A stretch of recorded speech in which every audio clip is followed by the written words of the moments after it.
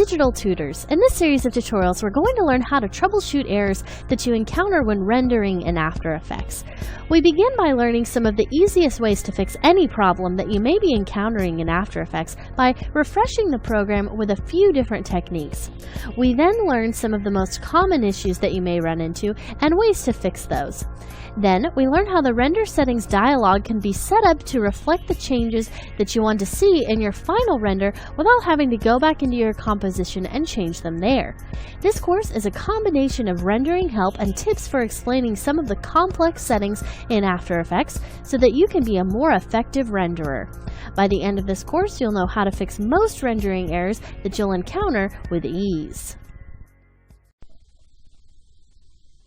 In this lesson, we're going to discuss some basic things you can do in After Effects that are kind of a catch-all for all the issues that you may face whenever you're trying to render something in After Effects. Now, this lesson is basically going to be just some really easy things that you can do if you're running into render issues. And it's kind of just a few different techniques for resetting. Sometimes things just get kind of scrambled up and you're having an issue, and some of the easiest things to do are just kind of refreshing or restarting the program. So there's a few different ways of doing that. Now, right now I have this RAM preview cached here, and you can see that it's cached in as a RAM preview because of the green bar on my timeline. So sometimes that can cause issues. So a way to fix that is just to come up here to the top and go to Edit, Purge, and choose All Memory. And that is going to take that RAM preview out of the timeline. But now we have this blue line. And basically what that is all of the frames that have that blue space on top of them means that they have been cached to your disk. So now they're not being stored in RAM, they're being stored to the disk. And sometimes you can have a mixture of both. So you can see right here, if I kind of scrub there, I've got this part as a RAM preview and this part as cached in my disk. So whenever you have those blue frames that are cached on your disk, those can cause issues too. Sometimes maybe you updated something and those frames are wrong, and it just isn't communicating that it needs to be updated, and you can have a problem with that. So to change those frames, you have to go in a little bit deeper. So let's come up here, go to Edit again, and this time go down to Preferences, and you're going to choose Media and Disk Cache. So just click that, and then come up here to the top where it says Empty Disk Cache. You go ahead and click that, and it asks if you want to delete them. Go ahead and say OK, and then this Emptying Disk Cache dialog will pop up. And sometimes it can take a little bit for that to clear out if you haven't emptied it in a while. And it's just helpful to do this every once in a while to keep After Effects running smoothly. So if you try both of those things and you're still not getting any results, you're still having some kind of a problem, you can go in and delete your After Effects preferences. So the way that we're going to do that is you need to actually be closed out of After Effects, and you can delete them whenever you open After Effects back up. So once this is finished emptying our disk cache, I'll show you how to do that. Okay, so I'm just going to come up here and click OK. And then I'm going to close out of After Effects. I'm just going to come up here and hit the X. Okay, so now I've closed After Effects, and I've just put a shortcut to the After Effects program right there on my desktop. So to clear my preferences, I'm going to hold down Alt, Control, and Shift right when I click Adobe After Effects CS6. So just click. And you actually want to make sure that you double click that, and then you just hold Control, Alt, and Shift right after you click it. I can't stress that enough. So it's a little bit difficult to get the hang of the first time, but it'll pop up this little dialog for you, and it'll say, are you sure you want to delete your preferences file? And then we're just going to click OK. Okay, so now After Effects has opened back up, and you'll notice that all of my panels are back to where they were from the start. So any of those things that you don't want, you can go ahead and close out of. But I don't have my project file open anymore, so I'll go ahead and open that back up for you. That's just going to be the 02_begin. Okay, so now that's back, and a lot of times that will solve a lot of your problems, just getting rid of those preferences, because sometimes those things can just get scrambled up and you have a problem. Now, if all else fails, you can always just restart your computer. So sometimes restarting your computer really makes a difference when glitches start happening, especially if you've had it on for a long time, After Effects has been open for a while, stuff like that. So just save your project, restart your computer, and if all 4 of those things that I showed you don't help, then you can move on to some of the other things that we're going to talk about in this course, because there's definitely other things that can be happening to cause you an issue, and we're going to go over a lot of those. But I guarantee 90% of your problems can be solved by doing those 4 things, and just kind of going down through the list and executing those, really going to save you some time instead of just bashing your head against the wall trying to figure out, what is going on here. That's going to solve a lot of your issues. So in this lesson, we learned how to purge our memory by going up to Edit Purge Memory. We also learned how to delete the disk cache frames by going to Empty Disk Cache. We learned how to delete our After Effects preferences, and then we just basically were reminded that you can restart your computer and fix a lot of your issues. So in our next lesson, we're going to talk about render settings mismatch and how this can have some unwanted results whenever you're rendering. So stick around, and we're going to talk about that in the next lesson. In this lesson, we're going to discuss render settings mismatch. Okay, so the render settings mismatch error will usually happen if you're not using a template or a standard size of video. So even if you are using something that you've set up custom, if it's a pretty normal size or close to a normal size of video, then you might not get that render. But if you're doing something really out there, then a lot of times you'll get this strange setting. So if you're not using a size that's normal, ask yourself, is there a reason why you're doing that? Or did you just randomly put in some values in the composition size and charge ahead? Because sometimes that can happen when you're really trying to make something and you just are in a hurry. But sometimes there is a reason that you would do this. If there's no reason for your comp size being abnormal, consider changing it, because you could definitely save yourself some headaches just by going in there and converting it to a template or something like that. And if you go into your composition settings, you can see that where you have those presets, there's all these different choices for you to choose from. So choose one that's right for you, maybe close to the project you already created, and just see what the results are like. Maybe do a little bit of research figuring out what you already have and what matches up closely to that. So for me, if you noticed whenever we had that open, our composition size is huge. It's 5,940 by 1,000.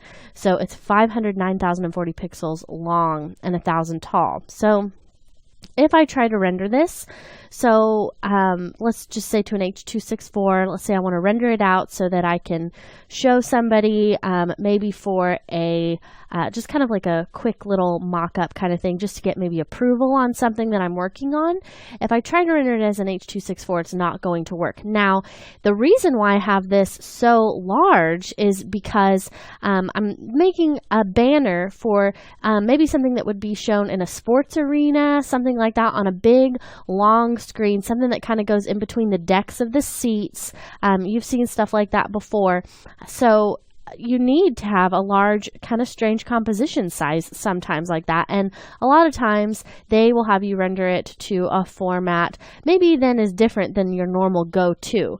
But sometimes you do need to be able to render things like this to a easy watchable format for your computer, like an H.264, just to get approvals, so they can tell you that they don't like this drop shadow or they want the clouds to be more puffy, all that kind of stuff. So let's go ahead and try to send this out as an H.264 so that we can do this kind of approval process. So I'm going to come up here to composition, go to add to render queue, and now we just have this kind of sitting here. Now it's going to default to a lossless AVI. And a lot of times you'll be able to just go ahead and click render and it'll render it out for you.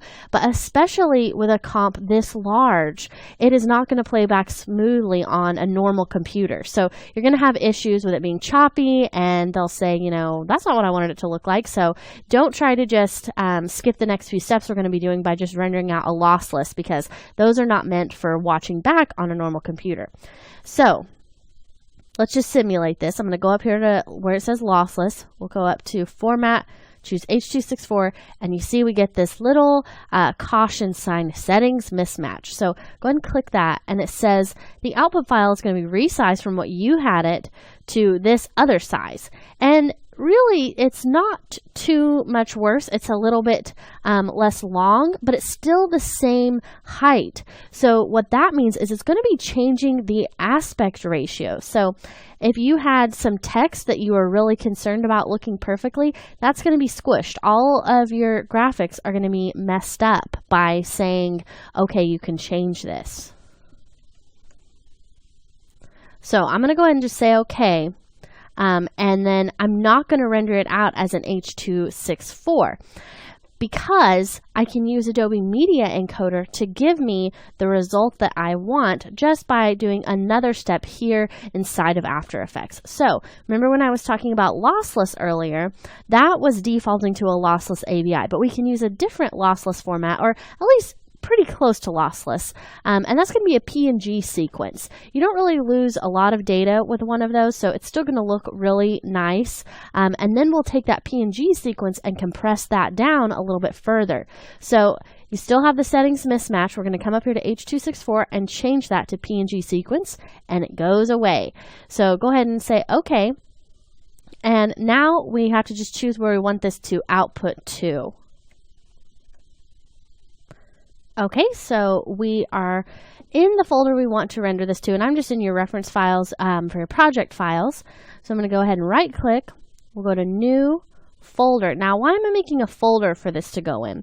Now, if you haven't worked with a sequence before, you may not know this, but sequences are going to generate a lot of files. It's actually going to generate a file per frame of your animation. So that is going to just totally clutter up this folder if I don't put it in another subfolder. So we'll just go ahead and call this, let's call it phone add PNG. And I'll put a little underscore in there to make it a little more readable. And then we'll just double click that to go inside of that folder, phone banner add, save, and then you can just hit render. And it's going to start rendering this out. It's going to be rendering it the size that we want. Now you can notice that it looks a little bit aliased right now, which is maybe concerning you a bit, but that's because it's at 12.5%. So remember, this banner is huge, and sometimes whenever you have things not at a normal kind of 25, 50, or 100%, you get weird aliasing. So that's just a little tip for you. Don't worry about that. We have our settings at best here, so I'm not concerned about that being aliased once it's rendered out. So I'm going to pause this for a minute and I'll let this render finish up, and then we'll come back and I'll show you how to use Adobe Media Encoder to turn it into a format that's going to be watchable on your computer. Okay, so our PNG sequence finished rendering out of After Effects. So now I'm going to open up Adobe Media Encoder. There you go. And I've gone ahead and come over here and just opened up the presets, and you can just do that by clicking your system presets. And this one right here, the HD 1080p 23976 is what we're going to use, because I set the frame rate up for that comp in After Effects at 23976, and 1080p HD is just what we want to use. So let's go ahead and come over here, hit the plus sign, and I've gone ahead and it's just inside of that phone add PNG. So you can see we're in our reference files, go into your phone add PNG, click just the first, or really any of those files that it generated for the PNG sequence. You can see they all are there inside of it. Make sure you check the PNG file sequence, otherwise it's only going to bring in the one you selected. Then hit open. Then it'll take it a second to queue it. Then we have it here in our queue. Now I've gone ahead and set up these settings, but I'll show you how to do it. You just hit this drop down, and we'll come down here and choose H.264. Hit this drop down, and there's so many choices here, but the one that we found earlier over here in our system presets is right down here at the bottom, the HD 1080p 23976. Now you don't always have to use the 23976.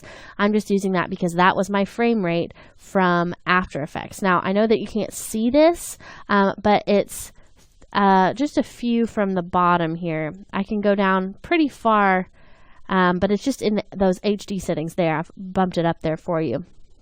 So go ahead and click that. And then we're going to go to where our output file is. And it's going to default to putting it in that same folder where we got the PNG sequence from. So you can see it's just going to name that phone banner ad.mp4. Now, we don't really need the PNG sequence numbers, so I can just take those out. And we'll just do phone banner ad.mp4. We'll put some underscores in there just to be safe. Go ahead and say save, and then just go up here and click your Start Queue button. And now it's going to start going through. You can see it actually goes pretty quickly through Media Encoder. So you really don't have to wait that long once you finally get the PNG sequence rendered out. And it really just depends on the complexity of your project and how many pixels are needing to be moved around. Okay, so now that's finished. And let's go ahead and go into our folder where that MP4 was stored. And I love that Adobe Media Encoder just lets you click that as a link, and it's just going to put you right inside of the folder where it sent it. So if we go back up here to the top, or maybe all the way to the bottom, there it is. And we'll just double click that. And I had to resize that window for you just so that you could see it, because it started out as big as it possibly could be since this video is so large. But now this is a lot more manageable, a lot more watchable kind of thing. And you'll notice that we aren't getting any kind of squishing.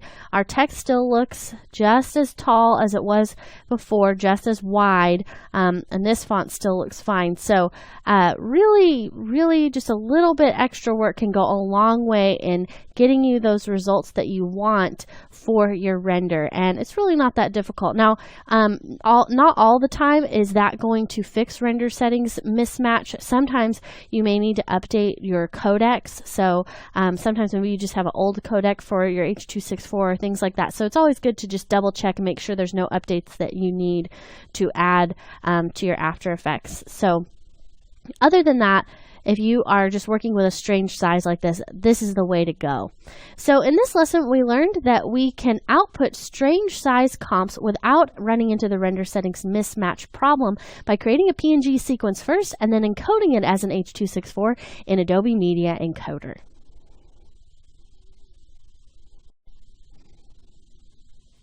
In this lesson, we're going to discuss out of disk space.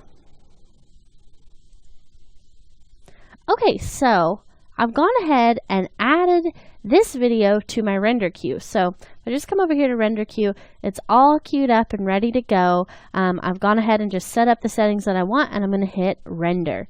So I'm going to let it render for a little while, and I'm going to pause it, and eventually we're going to end up getting that out of disk space error. So I'm just going to pause this so you don't have to watch it until we get to that point. Okay, so after about a minute and a half of rendering or so, we get our After Effects error, render can't continue because it's out of disk space. So this is going to happen whenever you're trying to render to a location that's not large enough for how much data the file needs to contain.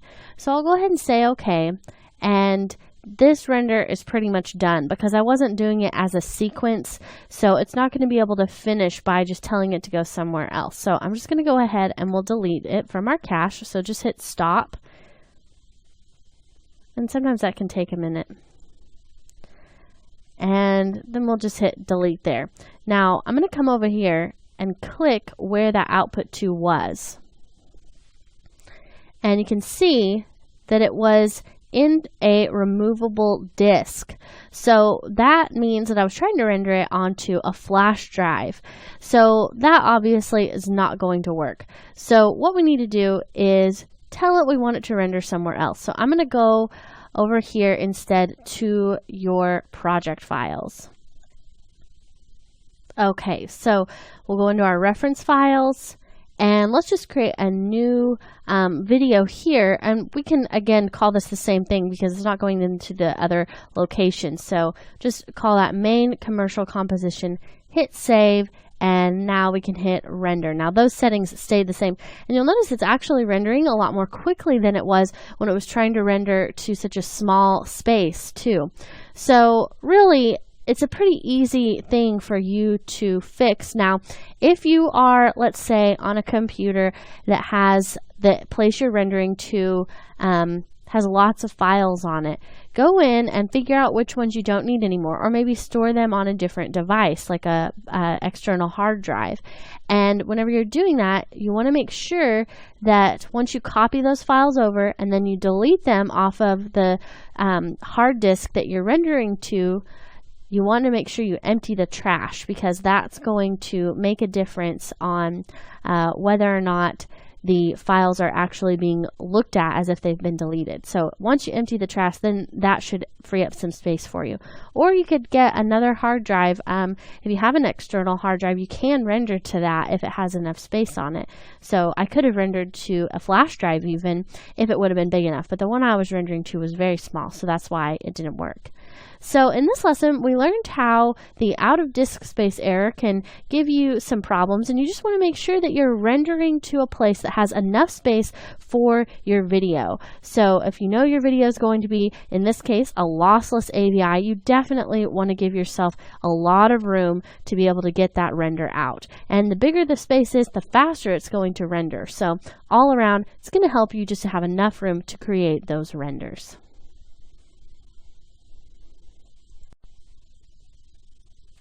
In this lesson, we're going to learn how missing footage can really ruin your render in After Effects, and how collecting your footage beforehand is going to help to solve that problem.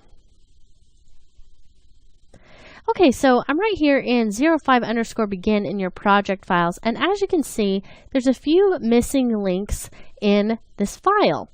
Now, those are shown by these different pieces that we have here, these kind of blocks that are the different colors, the different bars here, and that's just what they use to show that a piece of footage is missing. And we look over here in our project panel, that same color icon is represented next to the word of the missing file, or the name of the missing file, and the file name has been italicized. So that's how you tell when you have a missing file. Now, you can also look at it if, let's say, we have too many things over here in our project panel and I don't know which that those files are in, which folder those files are in. I can just type in missing, and that's going to bring up the two broken links. So I want to re-link these. So what I'm going to do is I'm just going to right click, doesn't really matter which one, we'll just start with that other horse one and go to replace footage file.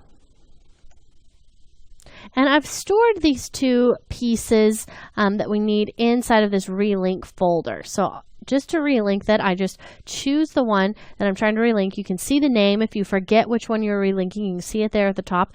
And then that's the one you're looking for right here. We'll go ahead and say open. And one of the great things that After Effects does is if the directory is still the same and things haven't changed, it will relink anything that's in proximity to that file that has that same directory. So now one other previously missing item was found, and that's going to be this piece right here, that flow wide piece. So just as I kind of click through here, you can see that now all of those missing links are gone, and we can see all of our composition and everything looks great. Now, if I would have sent that comp to the render queue with those missing links, it would have rendered those into my file. So I would have seen those colorful bars moving around where my footage was supposed to be. So that's going to be really unattractive, not something you want in your final render, obviously. So you need to go through and relink first.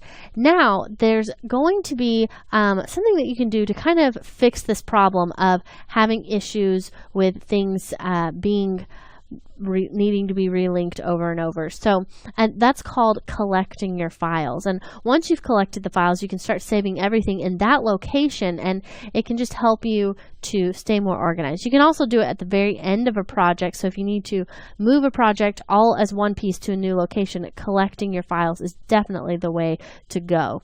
So let's come up here and I'll show you how to do that. So we're going to go over here to File and choose Collect Files, and it's going to ask you if you want to save your project. And so you'll want to go ahead and click Save. And that's going to pop up the Collect Files dialog. Now we have a few choices here at the top. We've got the Collect All Source Files, only the ones for all that are used in the comps, and one that is just none, project only, which is really just going to save the project file again for you into a folder. So if you don't need any links, then that would work for you as well. In that case, you really wouldn't need to collect your files for the most part. So if I come up here, we'll just talk about these two options for a moment. If you're choosing for all comps, that's basically going to be any file that's referenced inside of a comp. But sometimes you might not have something in a comp and you may be referencing it in some other way, or maybe you do want to have it because you know you're going to be using it later and you already have it in your project panel, you just haven't put it in a comp yet. So sometimes that for all comps isn't going to catch everything you want it to, and sometimes it's going to help you to weed out some of the files that you may not want to include in that package. So you just be the judge of what is going to be best for you. For the most part, the all option is going to be best for you. So that's just going to catch everything, make sure that you don't end up leaving anything out. So we'll go ahead and choose that and say collect. And that's just going to put us right here inside of your project file. So it's going to create a folder with the After Effects project name, and you can rename that if you want to. We could call this Carousel folder. Then go ahead and say Save. And now what it's doing is it's copying all of those project files that we had over here in our project panel. And that's actually quite a few because we had some PNG sequences that were being used for some of those parts in the background. So that orange flow wide and the lens flare are represented by PNG sequences. And that's not always going to be the case. You're not always going to have multiple PNG sequences, so you won't have to do so much copying. Now, I probably won't actually include this folder in your reference files and your project files simply because it's going to take up a lot of room. But let's just go ahead and take a look at that folder and see how it's set up now. Okay, so it's been stored right there at the top of those, so we'll just double click to go into the carousel folder.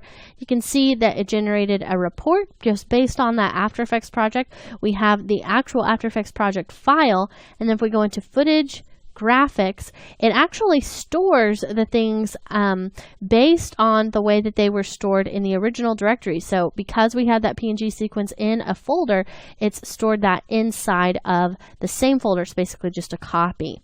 So really kind of interesting the way that it handles that, especially for PNG sequences, because you'll notice that that relink folder doesn't exist here. So that's really helpful just for not duplicating too much. This is really easy to navigate through. And so I think that you'll definitely find collecting your files makes for a much easier package instead of having to go through, find all of them, and drag them into a central location yourself. And this is also going to help you from having broken links. So if you just want to go inside of your folder and then start adding things here, if you want to add on to your project, you can do that. It's going to save you lots and lots of time.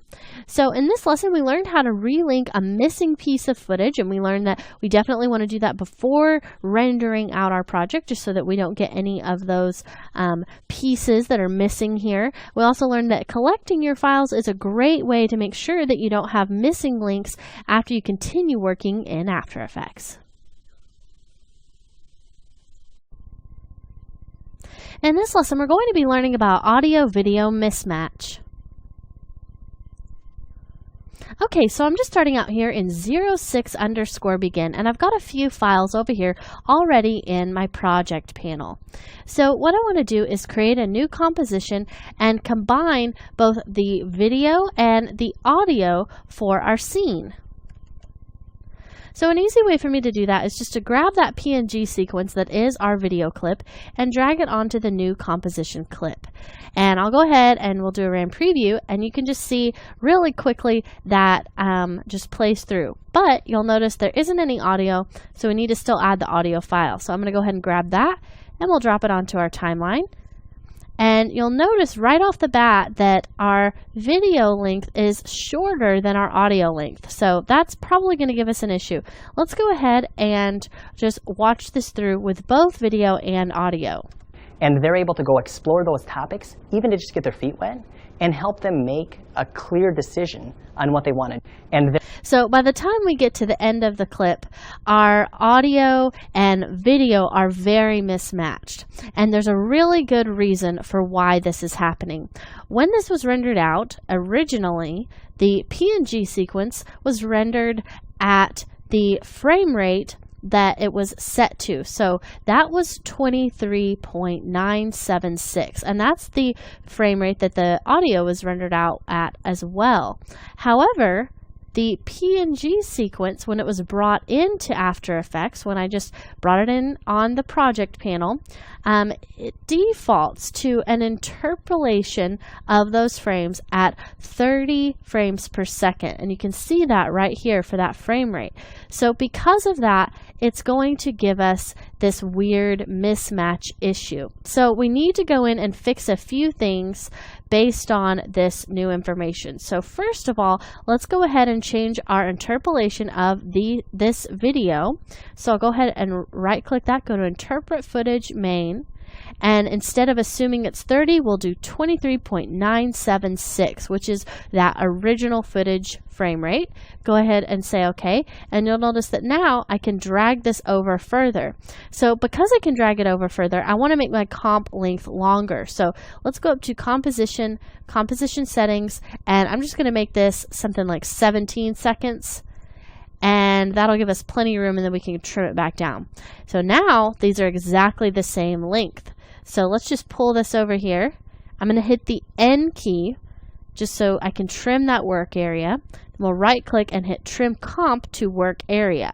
So now that's perfectly the right length that we need. If you're having an issue with adaptive resolution looking like that, you can go in here and turn that off.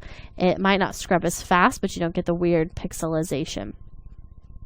So now let's go ahead and listen to it again.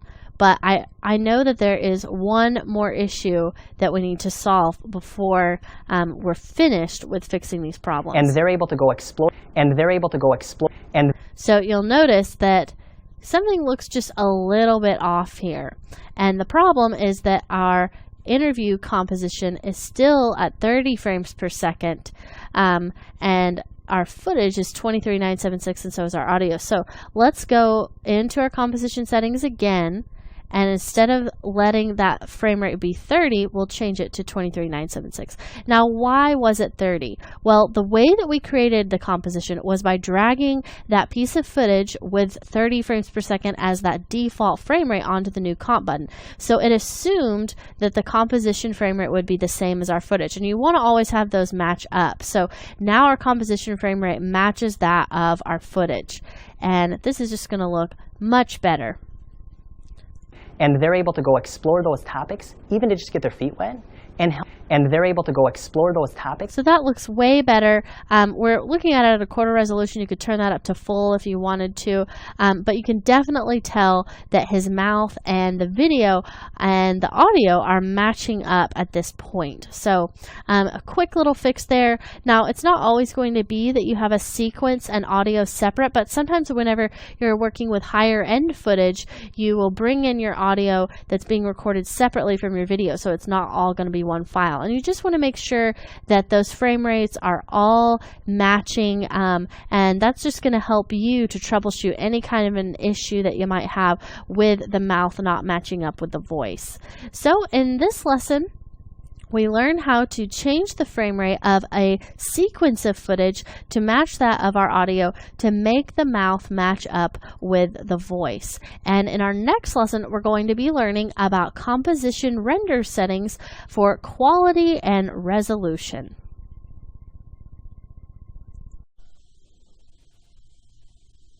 In this lesson, we're going to learn about our composition render settings and how quality and resolution are affected and how they affect each other. Okay, so I just am starting off here in 07_begin for this comp, and you'll notice that as I do a RAM preview here, my current settings aren't as high as maybe they should be. You can see that right here, this is getting really flickery, and that's simply because I've set that wood layer to draft quality setting. Now, that's inside of this pre-comp, so if I go in here, I would just want you to see what that looks like. We get this little aliased line, and you can tell that it's at draft settings because of the little aliasing it has along the edge. If you click it again, it'll switch it back to full quality, and you can see the difference pretty obviously up here at the top. So I'm going to switch this back to my full quality setting there. And let's go back over to our Drink Roscola comp. Now I have a few other settings here that have also been set to a lower quality. So you can see that orange flow wide is set to draft. So I'll switch that back. And also the vector smart object was set to a draft quality. And you can see how that kind of comes back into focus there. So let's go ahead and add this to our render queue. Go up to composition, add to render queue, and come over here where you see best settings. Just click that. Now what we were working with was the quality at best. So if I, with my current settings as they are here in the render settings dialog box, had this at best, it's going to override anything that I had over in my timeline. So anything I had set to draft, it wouldn't care. It would look, you know, at what that should look like at full quality and use that to render. But if I had this changed to current settings, which a lot of times you might be using current settings to get renders out quickly as you work, and then I forgot to change it back for my final render, then those alias edges that you were seeing on the wood, all of that would be visible. And that is definitely not a desirable thing in your final render, to get that flickering, especially with the wood that does not look pretty. So that is basically what those quality settings refer to. It's if you have any of your layers set to a draft quality. It doesn't have anything to do with what you see right here, where you see half. And a lot of times that will get referred to as quality. Let's set our quality to half, but actually that is setting your resolution to half. And that is different from what you have here in your percentage. So if I'm looking at this at 50%, that isn't going to affect anything in my render settings. But if I have it at half, that is going to affect things. So let's talk about how that works. Right now, the resolution is set to full. So this comp is 1280 by 720. Once it's rendered, that's how large it would be. But if I set it to, let's say half, or if I set it to current settings, which are currently at half, the render is going to be half as big. Now, this confuses some people because they think, won't it be the same size but just look pixelated? And you basically just have to scale that up to the size that it would have been, and then it is pixelated. So I'm actually going to go ahead with my quality at current settings and my resolution at current settings, and let's just see what happens. Now, I fixed all the issues I had with quality, but not for resolution. So let's go ahead and choose the output for this. I'm just going to do something really quick like an H.264 just so you can see what this test looks like. And we'll just put it right here inside of your reference file. So just go ahead and hit save and hit render. And you can see that's rendering out at a pretty good pace. Now I'm going to pause it while it finishes rendering, and then I'm going to open up the video that it creates. Okay, so the render finished, and we have our Drink Rascola MP4 right here. So I'm going to go ahead and double click on this.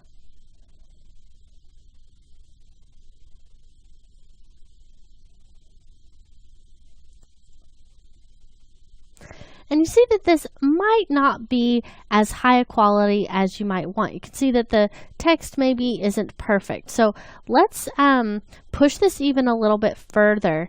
And I'm just going to exit out of that, move this over to the side. Let's go back into our Drink Rascola comp. And I'm actually going to set the settings this time to 1/4 resolution. So they're really, really low. Then let's add this to our render queue again.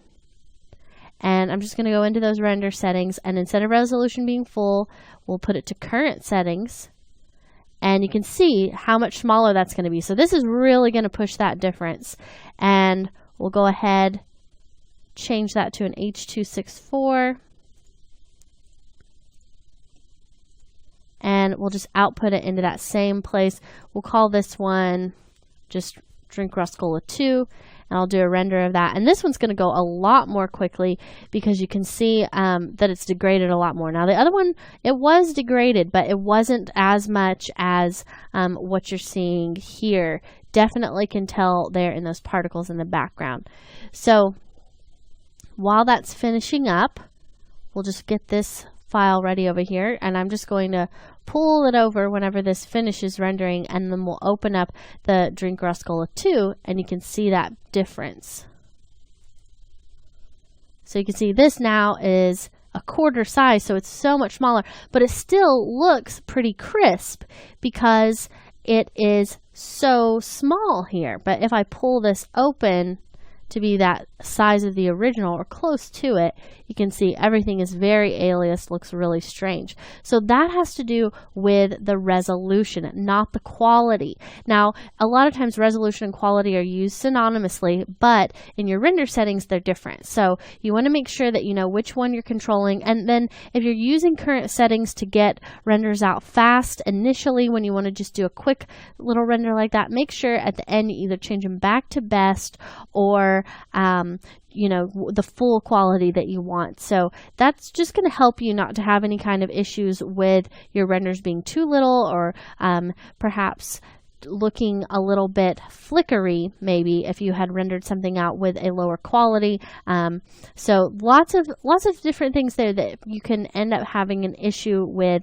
So just be aware of that when you're working in your render dialog box. Now in our next lesson, we're going to talk about how the disk cache affects your render settings. So we'll talk about that in the next lesson. In this lesson, we're going to talk about the disk cache in your composition render settings. Okay, so you can see all of these frames are blue, which means they've been cached to my disk, just as we talked about earlier in this course. So I want to take a little bit deeper look at that media and disk cache in my preferences. So let's go up to Edit, go to Preferences, and choose Media and Disk Cache. So right up here, you see that we've got Enable Disk Cache turned on. We've got the size, and we've got the place that it's being stored. So a lot of times it will just be defaulting to storing this in a local temporary folder. Then you deciding how many gigs or whatever measurement you choose for that size of folder that it will allow. So I have lots of free space on my C drive, so I'm fine with having 100 gigabytes for that. But I choose to empty it pretty regularly. So just knowing kind of what's going on here with your disk cache is just good for once you get into your render settings. So I'm going to go ahead and say OK, and then let's add this to our render queue. So go up to Composition, Add to Render Queue, and then go to your render settings. So just hit best settings, and disk cache is going to default to read only. Now, most of the time you're going to want to choose read only for that option, because whenever read only is selected, it's going to basically just look at what you already have in the disk cache that's relevant to your render and use it to make your render go faster. So only what's relevant is what's key in that sentence. Now, current settings are going to use whatever settings you have for those preferences. So that's what we just looked at. And then it's going to write new frames to the disk cache as it's rendering. Now, that can slow down your render, and you really don't want that, because the frames that it is caching when it's rendering are going to be frames that you can just watch back whenever you watch your video that you're rendering out. So a lot of times you don't need them. And then if you want to go back and watch the video in After Effects and not from the rendered file, you probably want to make a change, in which case those frames are going to be old and they're not going to help you anyway, because they're not the newest version of what you're trying to watch. So it's almost never helpful to change that disk cache to current settings. Just keep that read-only default, unless for some reason you want to write frames to the disk cache as you are making your render. So really maybe only if you're setting out like a low res render that you want to continue working at that quality. But if it's your final render, just leave it at read only. That's going to give you the best results. So that was a really quick little lesson just on kind of what this setting means. There's really not a whole lot to it.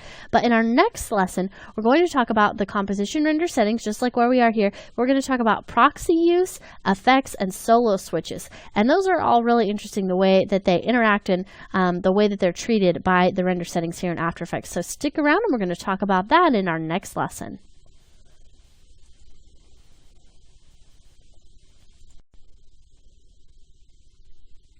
In this lesson, we're going to be discussing proxy use, effects, and solo switches, and how to control those in your composition render settings. Okay, so I'm just starting off here in 09_begin, and the first thing I want to discuss is proxy use when you're rendering. So if you want to learn more about proxies, watch our 10 tips for working faster in After Effects course, and you'll learn how to create proxies and just a little bit more about how those work. But just as a quick summary of a proxy, we can use proxies in After Effects to speed up our workflow by telling After Effects to use a lower quality version of a video or composition in our project. Now, these are going to be faster for RAM previewing, and they can really speed up your entire process. But when it comes to rendering, there's a few things that you want to keep in mind for working with those proxies.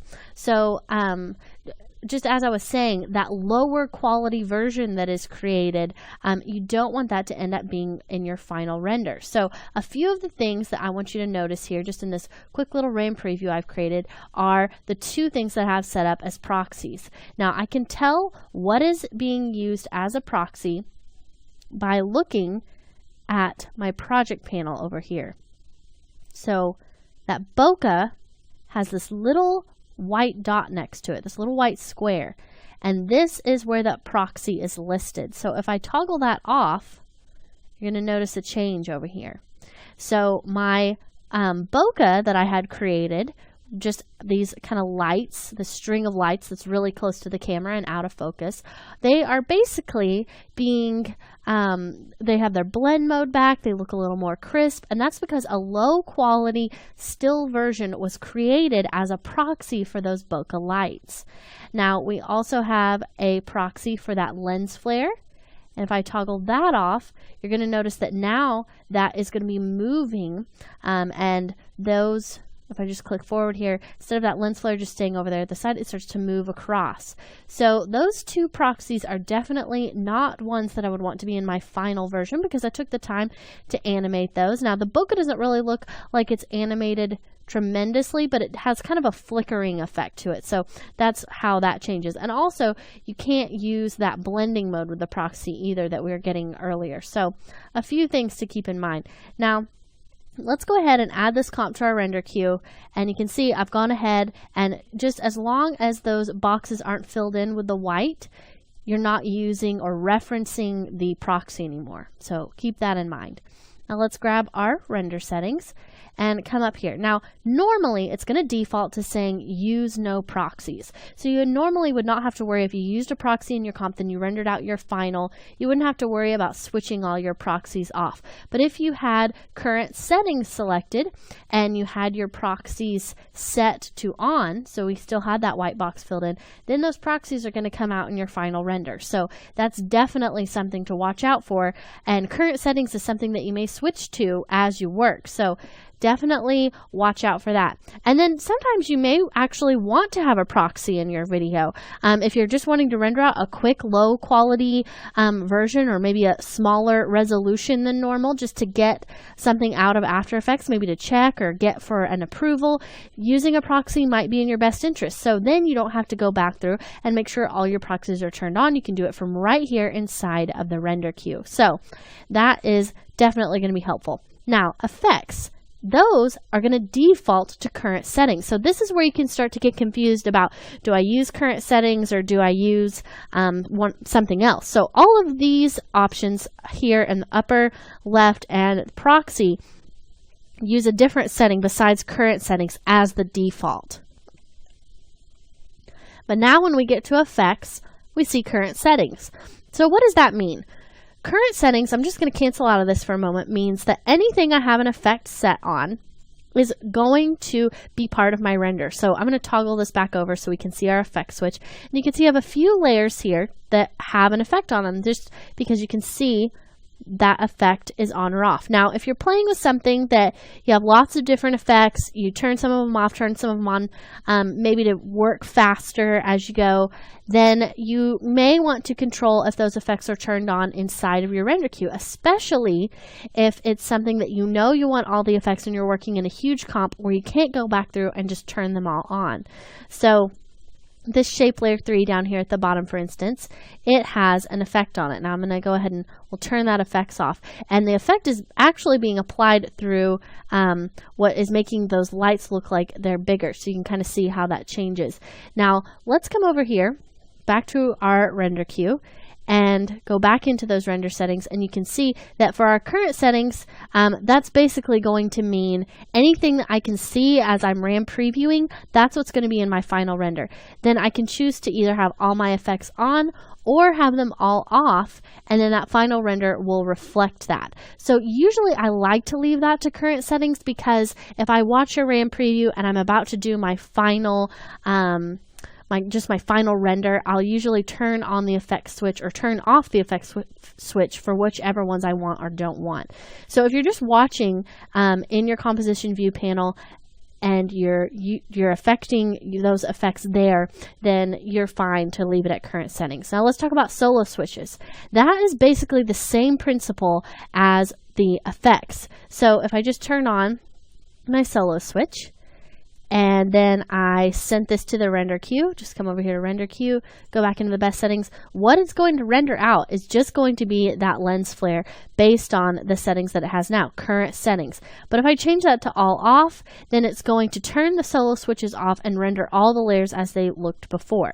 So really, you just have to be the judge of whenever you want to use the solo switches or not. And most of the time, current settings works for me, because maybe I want to have everything inside of my comp, but then I turn off a few switches for whatever reason, so I might unsolo those.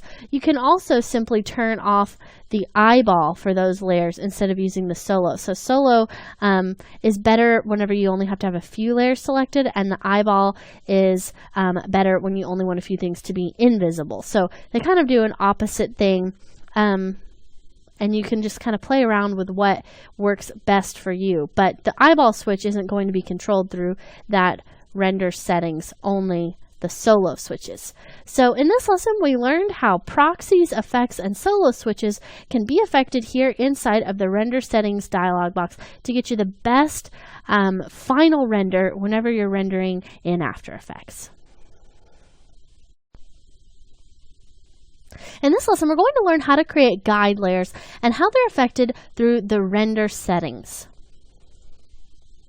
Okay, so we have this little composition created here where we've got a freeze frame at the beginning of our footage, and then it fades to the footage of our guy kind of moving around. Our text follows him, and it says he has a nice tie. So what I want to do is talk about how, if I want to add more arrows to this, how I would go about doing it. So let's just talk about a little bit of the backstory really quickly. We've got the nice tie and the arrows actually placed inside of this pre-comp layer because now we only have to use one set of position data for that track so that the nice tie and the arrow follow along with him.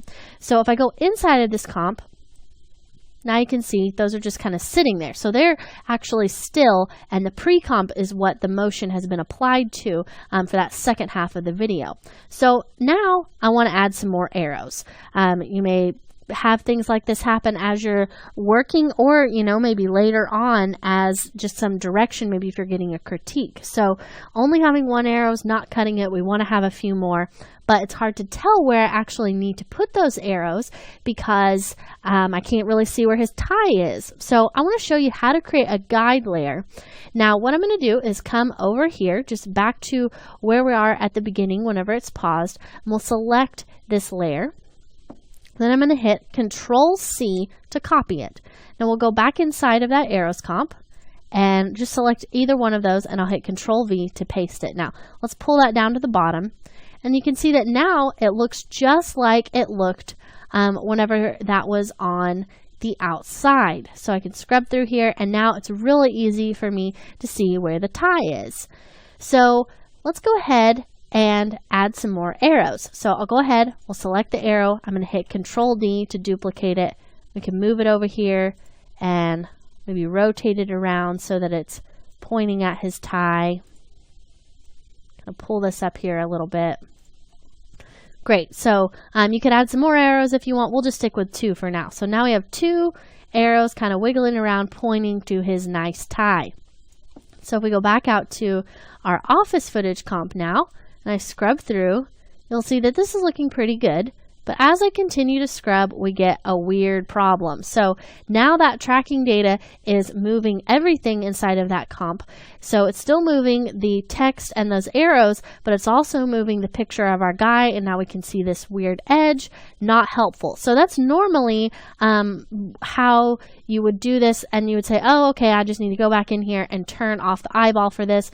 But then sometimes you forget to turn things like that off, and it can cause an issue, and it's just a mess.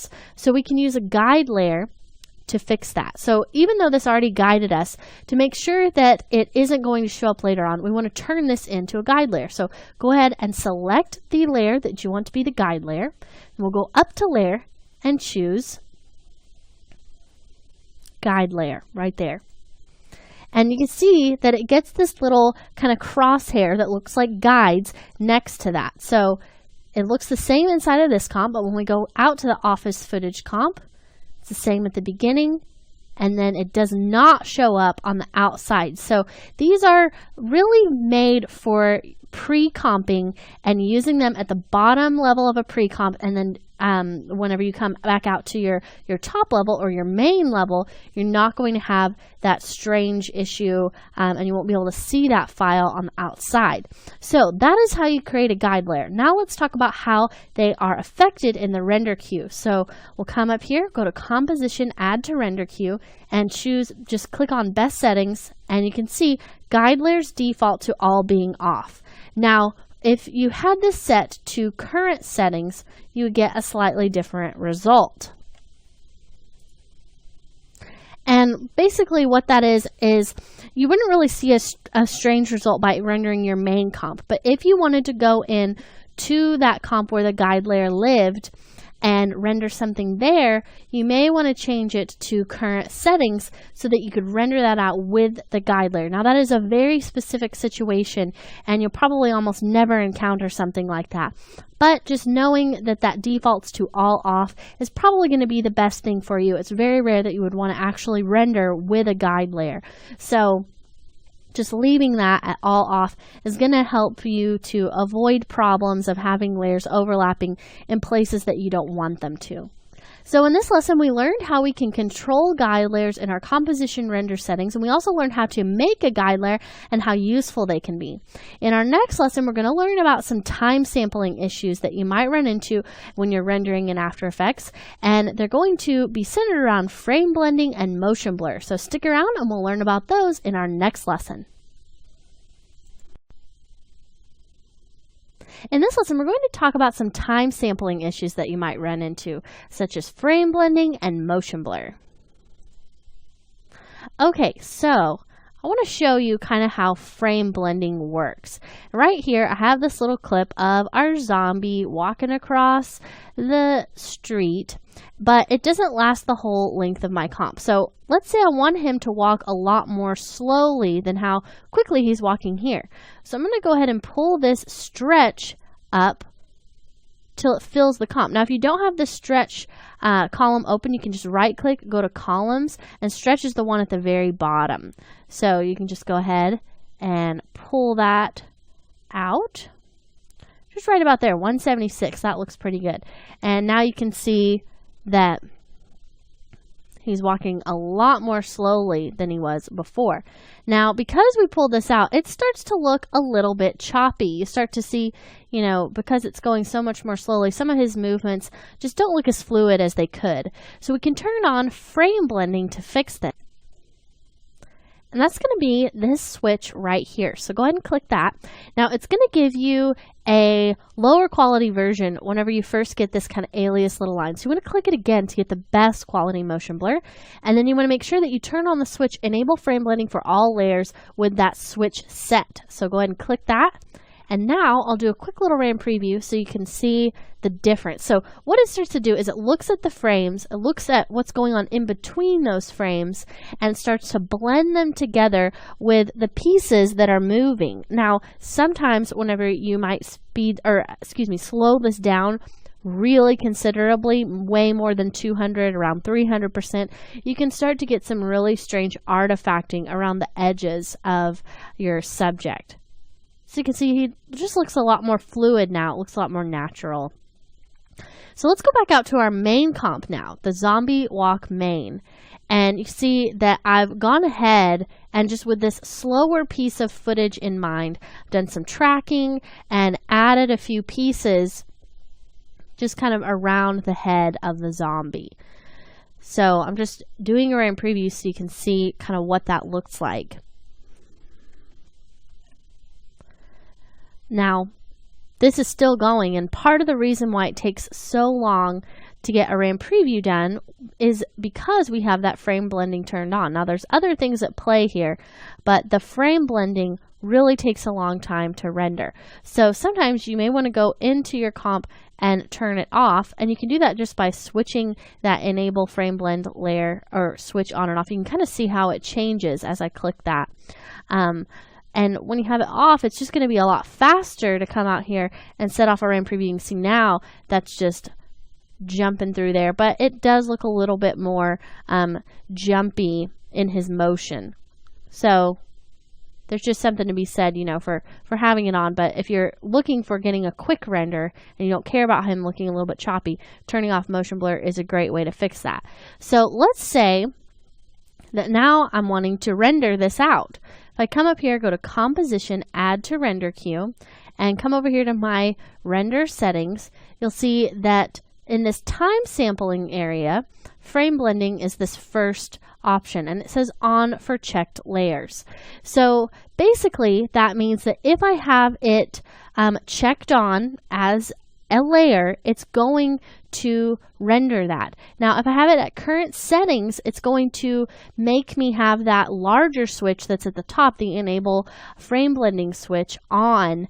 And so you want to make sure that you just set that switch accordingly. Now, most of the times, current settings is going to give you the option that you're most used to because that's what you're seeing here. But it really just depends on what you want. So I can change that to on for checked layers. And now, because I have that larger switch turned off, it's still going to give me frame blending, and I don't have to go back in and figure out where I need to change that, especially since it's buried inside of a pre-comp. That can make it a little bit more difficult. Now let's go back over here and let's talk about the motion blur. So if I scrub backwards, just like right about here, you can see that this text, the sparkly piece and the needs a makeover text, have motion blur on them. Now, for the most part, whenever we get over into this area, they don't move fast enough that motion blur is very apparent. But whenever they first pop up, whenever those are first introduced, you can see there's quite a bit of motion blur on those layers. But motion blur takes time, just like frame blending, to render. So if I want to turn off that switch and have no motion blur here, you can see that renders just that much faster.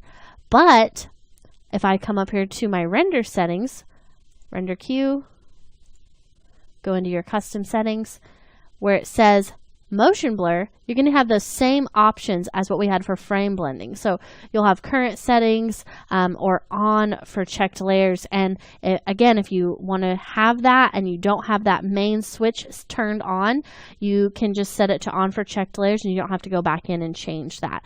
So that can be really helpful if maybe you're trying to work faster as you go. Now, we're not going to be talking about the field render because that really just has to do with broadcast and interlace footage, and there's not a lot of you that are going to be working with that.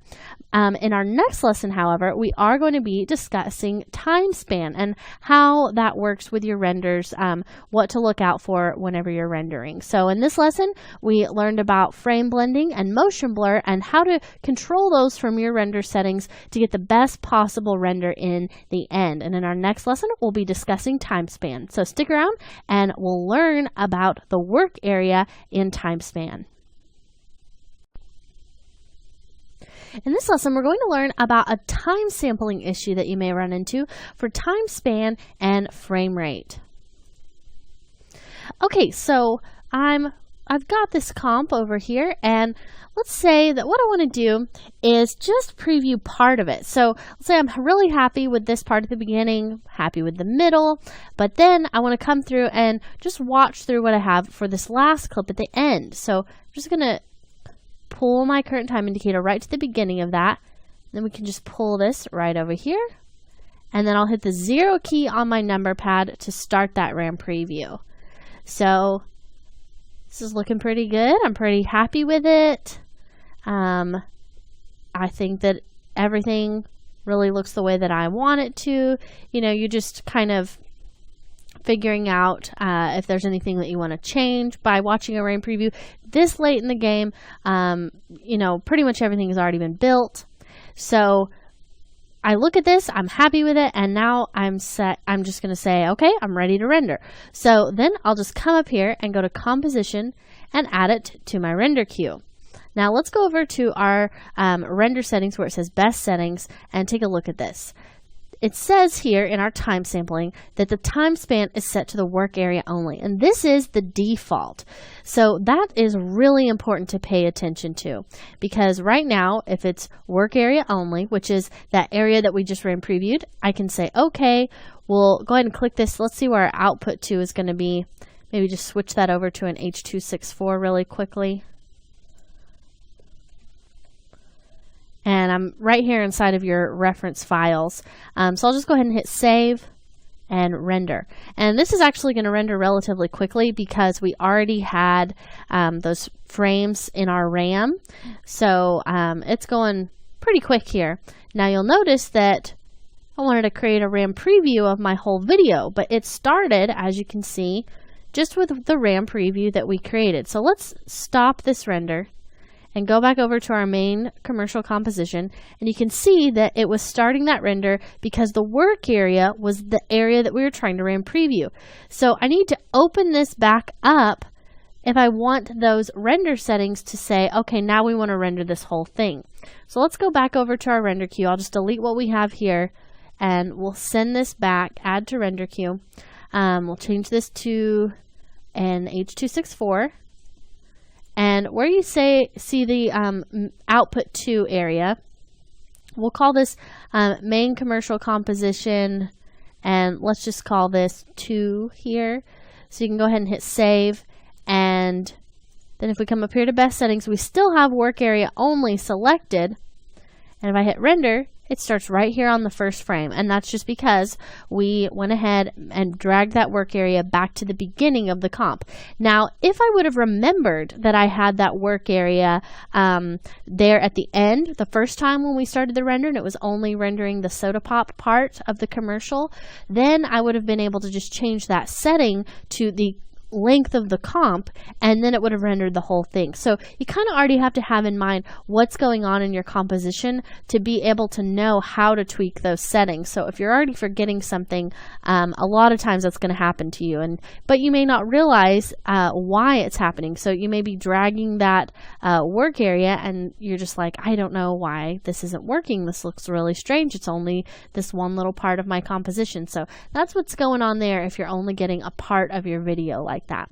Now, one other thing that you can change in those render settings is going to be your frame rate. Now, before we get into frame rate, I'm going to let this finish rendering. Okay, so that RAM preview is finished now, and I'm just going to go back out to my main comp and add this to the render queue again and click on best settings. So we have this other area here where we can change our frame rate. So right now our composition is at 23,976, and that is almost 100% of the time what you're going to want to use. So you'll just want to, stick with the frame rate that you've been working at, and then you won't end up with anything strange. But you do have the option to change it if you want, simply by clicking here, and then you can change the frame rate to be something completely different, really pretty much any number you want between 99 and 0.1 frames per second. So every once in a while you may want to change that. One thing that I can think of that you would change it for is changing it to a lower frame rate. If you have an animation of something and you want it to look like stop motion footage, so it's kind of choppy, then you would change that to a lower frame rate from the higher frame rate that you had, but most of the time not going to be something that you want to change. So just use your comp's frame rate and you'll be able to see kind of what you've been working with up until that point. So in this lesson, we learned that the time span can give you a little bit of trouble if you don't have the work area that you want to be rendered as part of that area that you selected. So make sure you're pulling this all the way out to the edge if you have your settings in your render queue set up to be work area only. Now for your frame rate, you're pretty much always going to want to render with the frame rate that you worked with in your comp. So 23,976 is what we're using here, and you just want to make sure that those things are all matching up whenever you set your render off.